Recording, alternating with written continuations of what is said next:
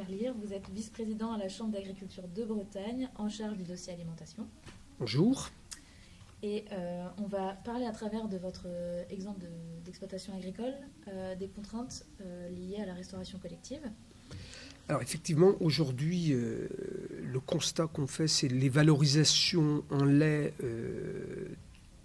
pour la restauration collective sont de l'ordre de 280 € les 1000 litres. On n'a pas d'observatoire des prix et des marges, ça nous manque pour pouvoir avoir le prix exact, mais c'est un ordre d'idée.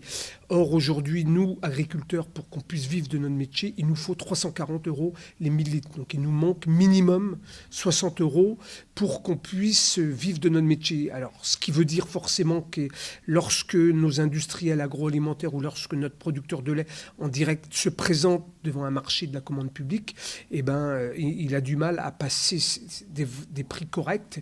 Résultat des courses, c'est plutôt des produits étrangers qui rentrent dans la restauration collective. On a l'exemple en lait, parfois avec des laits belges qui rentrent à défaut de consommer des laits bretons. Donc ça, forcément, ça nous fait réagir.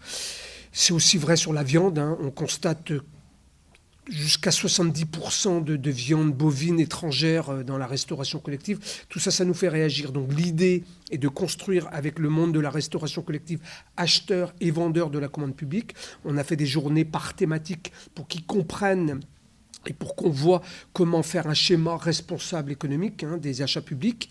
Et l'idée est donc de faire des cahiers des charges filière par filière pour que on n'a pas le droit d'afficher la provenance dans la commande publique, mais à travers un cahier des charges adapté, et on pense notamment nous en Bretagne pour le lait de pâturage à 150 jours de pâturage. On a des atouts formidables par la pluviométrie d'avoir plutôt des vaches à l'herbe. Donc de cette montée en gamme demandée par le président de la République, on l'a fait naturellement, donc construisons un cahier des charges intelligent et valorisons le produit au juste prix.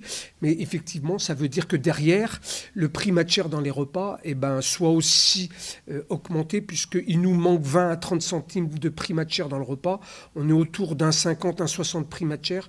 Il nous faudrait autour d'un 80, 90, voire 2 € le prix matière pour qu'on ait une valorisation correcte des produits agricoles bretons dans la restauration collective.